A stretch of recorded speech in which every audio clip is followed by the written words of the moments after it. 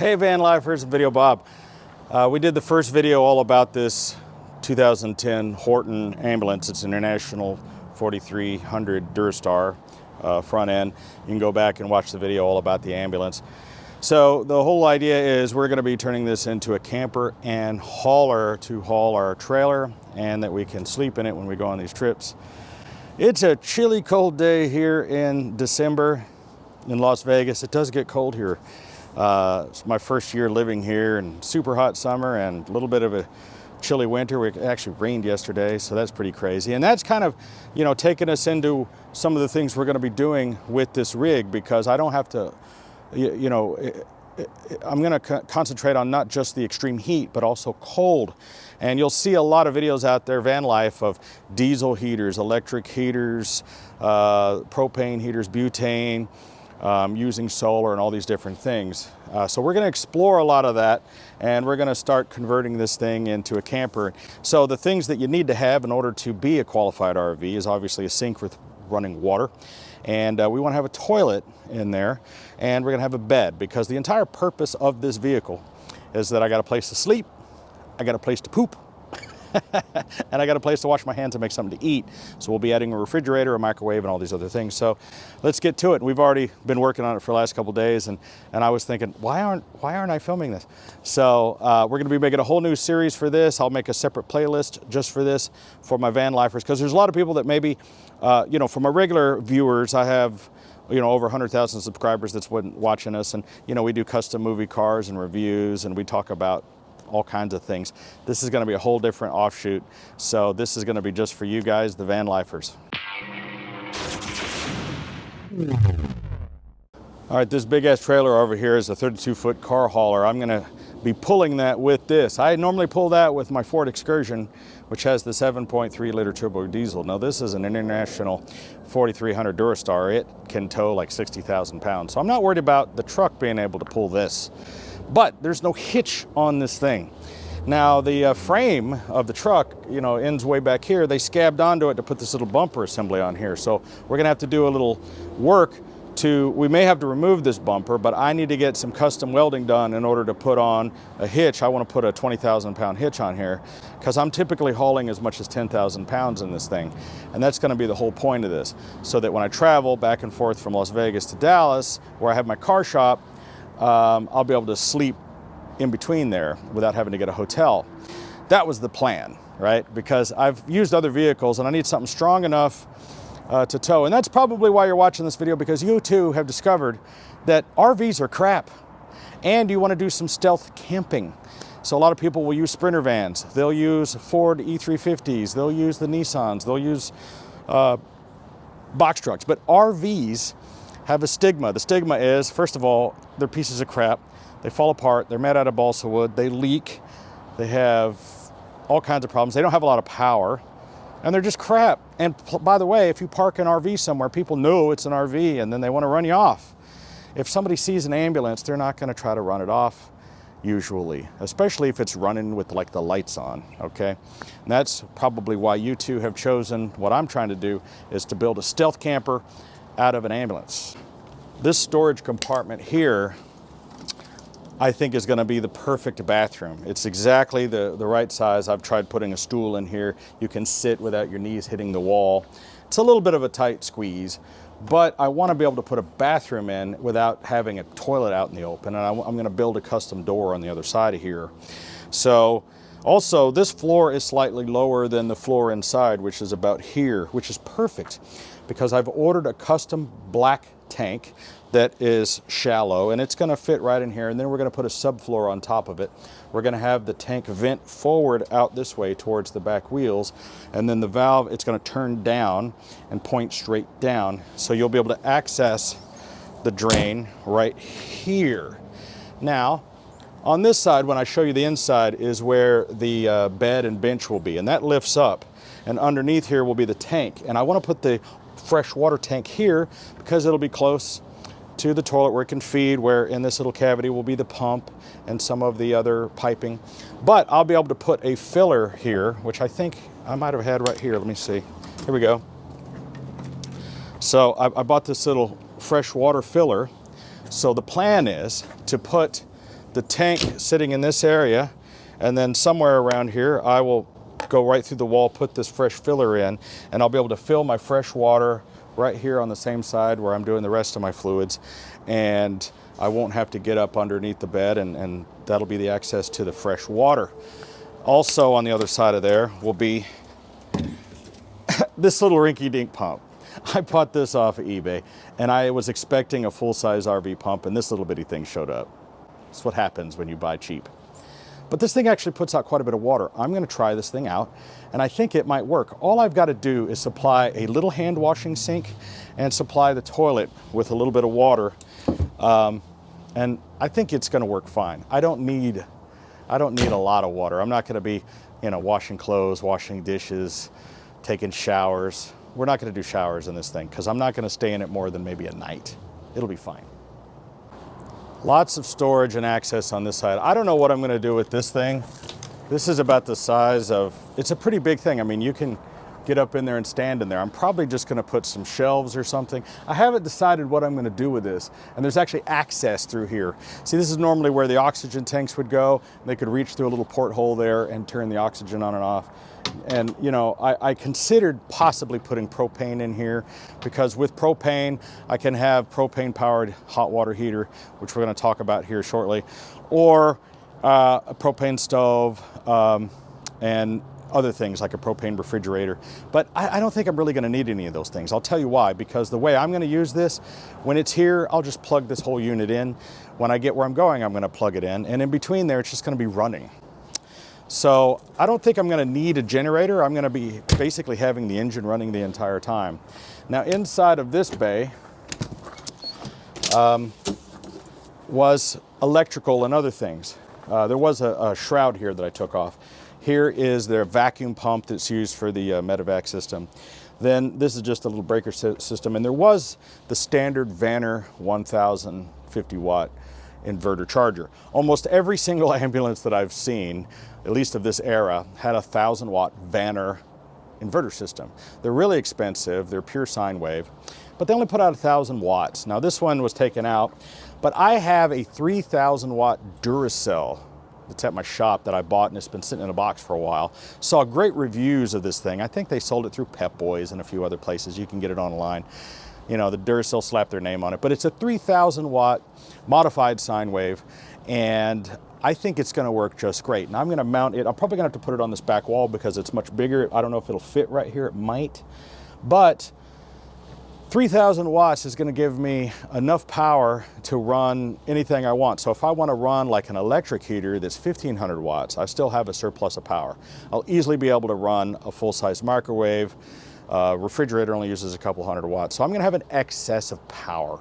And that's really what I want. It's better to have too much than not enough. I will add some extra batteries in here as well, but I'm not gonna be going off grid. I don't think I'm gonna bother with doing solar and off grid stuff on here, not just yet. We may do that in the future, and I know a lot of you wanna tune into that, and there's a gazillion channels of everybody who has turned their damn van into an off grid thing. But I'm not gonna live in this thing. I'm just gonna live in it for a day or two. So for some of you out there who have a house and you're not going to live in your van down by the river, this might be a build for you to keep an eye on. This other little storage over here, this is just a great storage. I could put anything in here. I don't know what I'm gonna put in here, but I know that, look at the size of this box. It is amazing. Going back to this, this thing over here, you know what I thought about sticking in here? Let me know in the comments what you think. If you're a fan of Harbor Freight like I am, I love Harbor Freight, and I have their big Icon series toolbox, and they sell a little tag-on box that you can mount on the side of it. They also have the US General one as well. The US General one is under 300 bucks.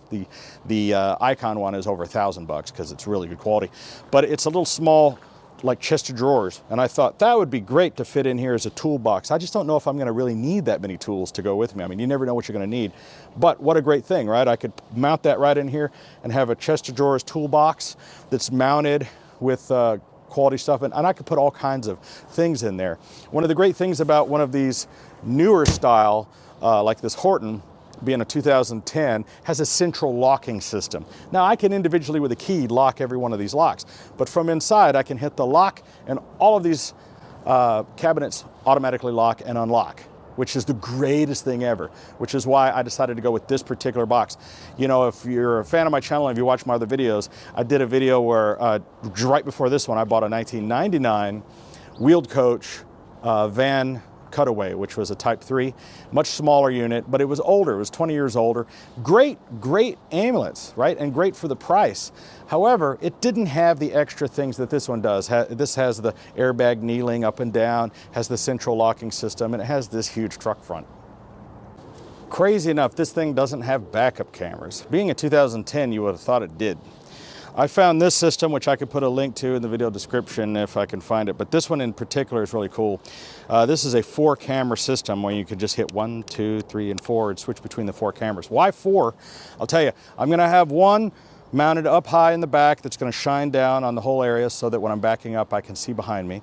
I wanna have another one though, that's right at the hitch, right at the ball, so that when I'm backing up to the trailer, I can see exactly where the ball is, because you might be able to see up high and get a good idea of where it is, but when you're trying to line that ball up and you're playing that game of jumping in and out, when you're by yourself, trying to get that perfect little inch to drop the thing, with a trailer like this that weighs like 5,000 pounds, you can't just like kick it and get it go into place. You have to get it perfect.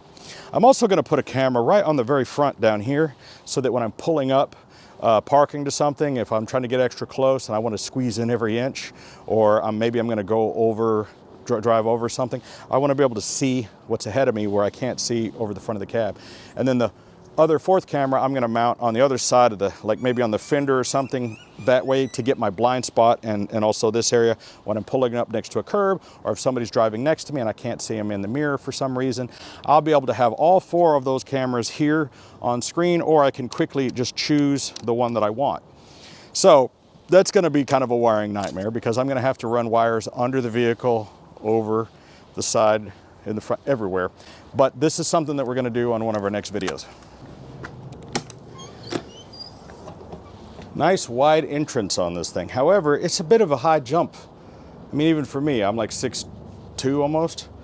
It's just, that's kind of almost to my knee. So I've ordered one of the powered automatic RV steps that automatically comes out. We're gonna weld it or bolt it onto the bottom of this with a trigger, so that when you open the door, the little step will pop out, make it just a little easier to get in.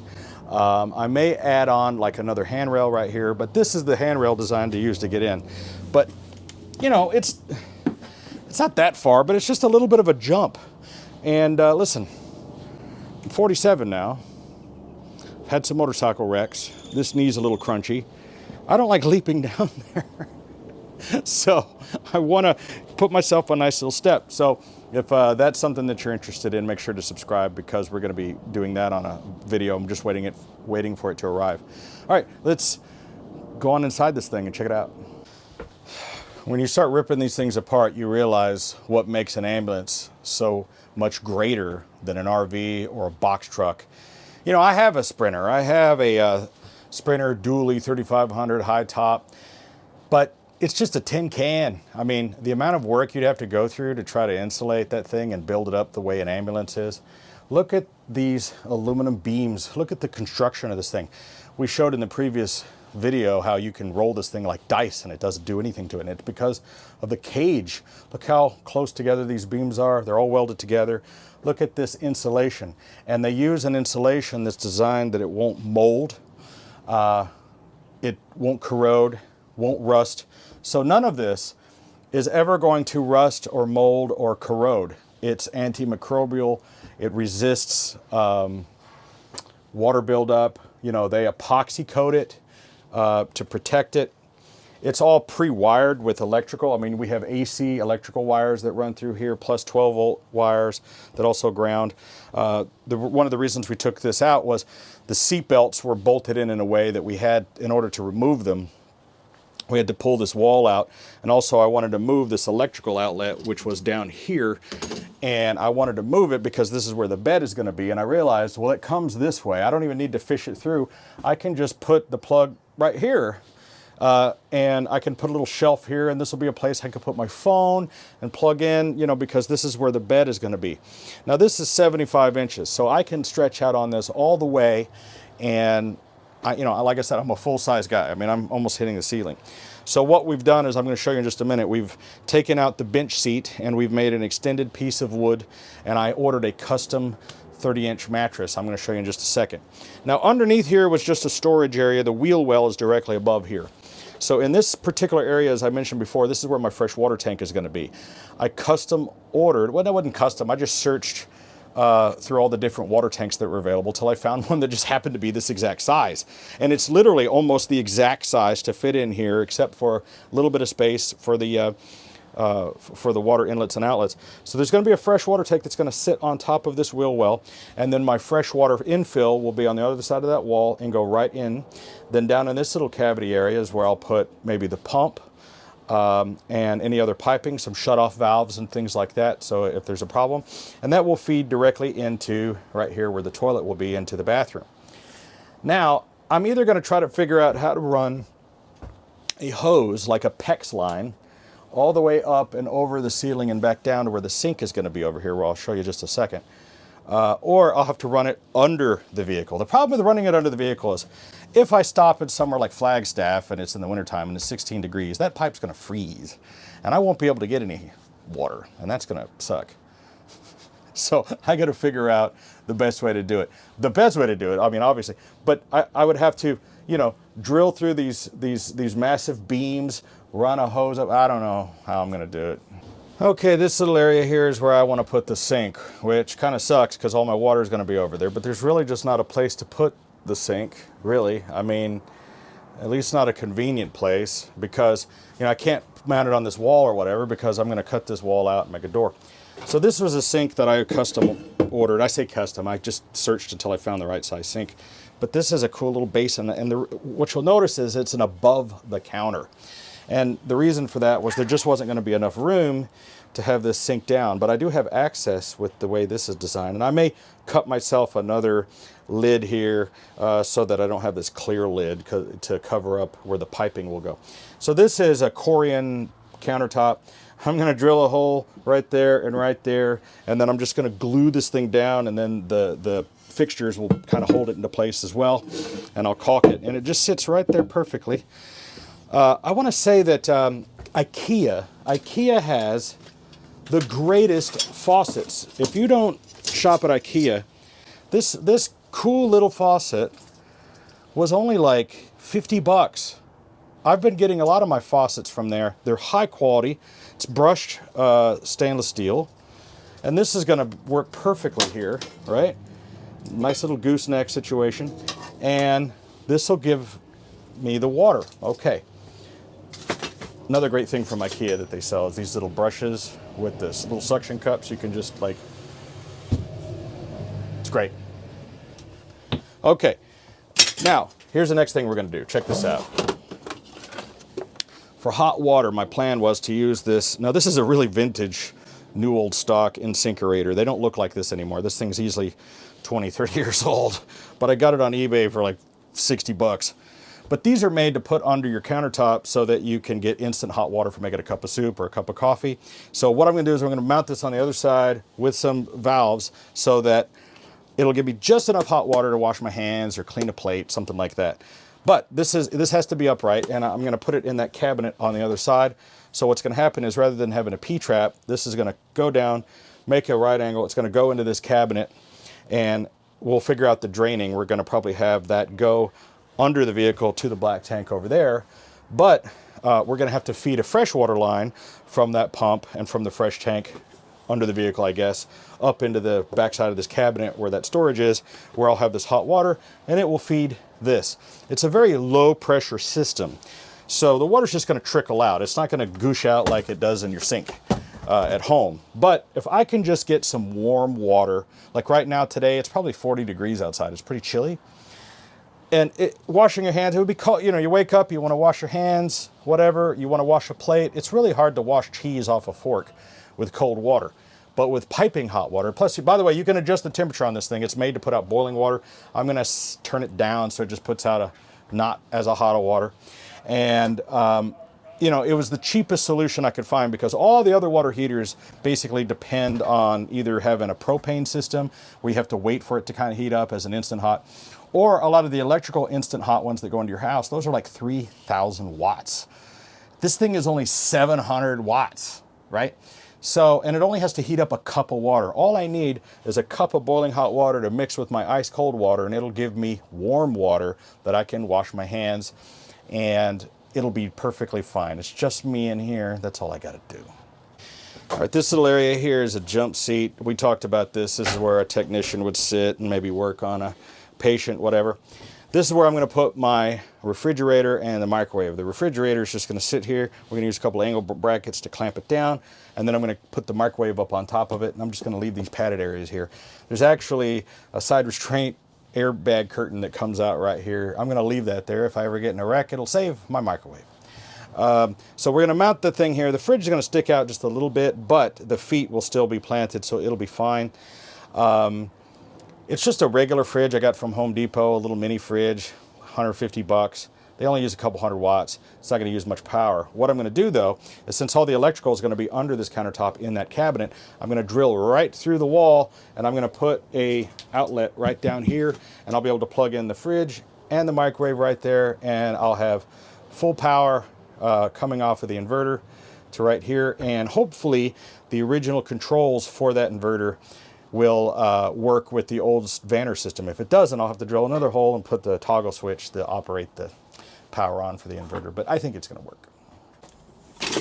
Okay, this jump seat. We had talked about taking the jump seat out, putting the refrigerator here, which is a great place to put it, and I've seen people do it, because underneath this is some of the air conditioning things and the vents, but this tilts forward so that you can access that, and that would be kind of a pain if the fridge was in there. The other thing is I need a seat, right? So I thought I'm going to leave this seat in here in case I ever have somebody ride with me, or it's a place that I can sit, and there's really not a table to sit and eat, except, you know, maybe right here. And if I put the fridge here, it would consume all the space. I'd have to reach back behind here. It'd be kind of a pain in the ass. So I've ordered a custom stainless steel wall-mounted table. It's going to mount here about this size, and it'll fold up like that, and I'll have a stainless steel table that folds up right here that I can eat. I can think about this. If I have the fridge here and the microwave here, I can reach in the fridge, grab my bread, whatever, make a sandwich on this little area, right? And I have access to everything, and then I can sit down and eat, and then I can fold this away when I'm not using it. And this is a place that somebody else can hang out, because you may not want to be just sitting on the bed all the time. Now, I know some of you are going to say, well, where are you going to put the TV? I don't think I'm going to put a TV in here, because if I can't have a big TV, I don't want a TV. So I'll probably just watch my phone or my iPad or something like that. You know, I'm not going to be sitting around here watching TV. Like I said, I'm not going to live in the van. I just need a place to sleep. I need to be able to eat. I need to be able to go to the bathroom, and I need to be able to go to sleep. All right, one thing that sucks about this particular rig being a Type 1, which means that the box is mounted onto the truck. There's no pass-through that goes from the box to the truck, which means I got to get out of the truck, lock the doors of the truck, come around here, get in, lock all these doors, and I don't have access to the cab. Which means on a cold morning, I got to get out of this thing and go in there and get that. That's gonna suck. But what we're gonna do to kind of handle that situation is we're gonna put in a remote start. Now, not a traditional remote start like you'd put on your car, because those have an automatic 15-minute shutoff. We're gonna do something a little bit different. We're gonna just tap off of the ignition accessory system just as the key would work, and we're gonna put another one inside.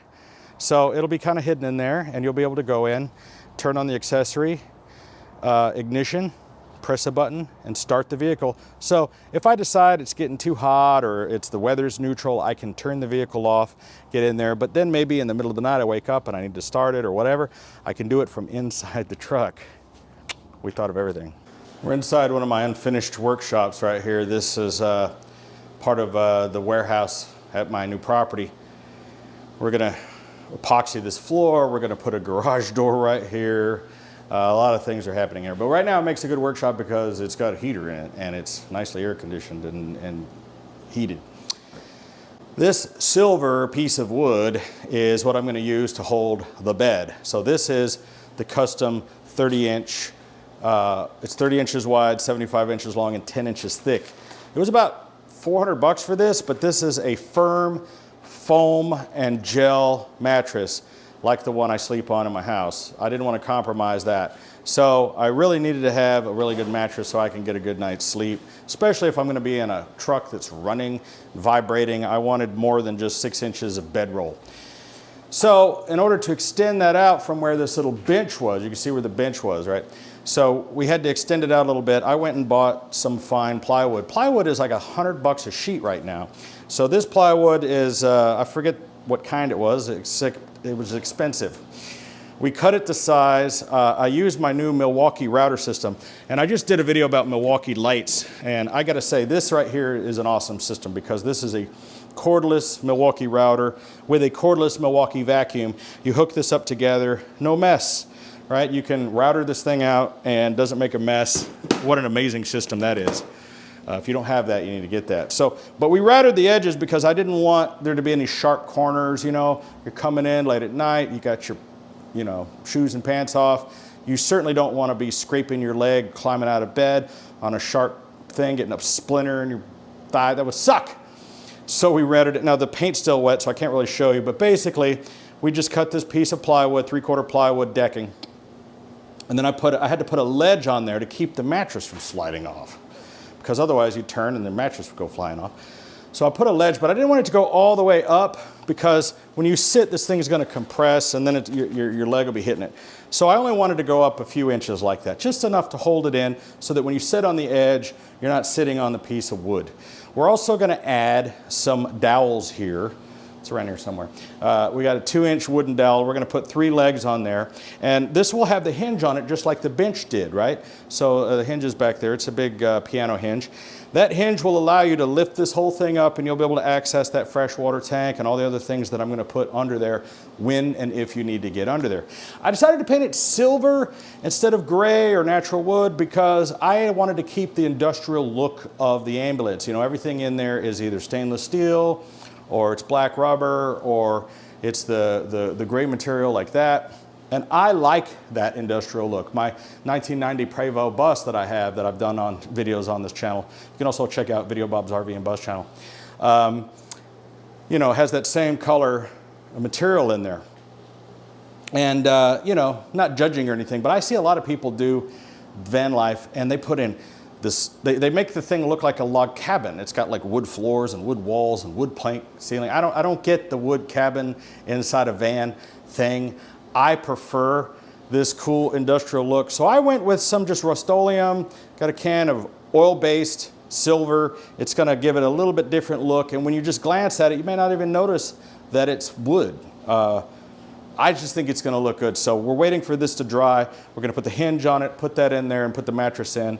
And that's what we're gonna do. I may have some custom fitted sheets made just for this. This place that I went, you can order a mattress in any size you want, for bunks, for truckers, for cribs, for whatever, and they let you pick the size and all dimensions. That's why it was expensive. But hey, listen, like I said, I'm not poor. We're not doing this because I need to live in a van because I lost my job. I'm doing this because I don't like to have to stop at hotels. It pisses me off. I'd like to be able to use my own toilet that nobody else has been using, use my own food preparation that nobody else has been using. And I'm not like a germaphobe, but in today's world, you're better off staying inside an ambulance with a HEPA filter system inside than you are going into a hotel in the middle of West Texas. Trust me. It's kind of a mess right now because we just got it sitting in here, but this is the little Magic Chef fridge that I got. We actually reversed the doors. A lot of people didn't know you could do that. You can have the doors open and close in any direction you want, and I wanted to be able to access from this direction. So we're just going to mount this where that seat goes. This is a little trash can I picked up from IKEA. Again, sticking with the industrial theme. It looks like a medical kind of a trash can, and it was only like $7. Great stuff at IKEA. So anyway, we're kind of using it for a table right now. But this is going to be the fridge that we're going to put in there. Really, this was too big.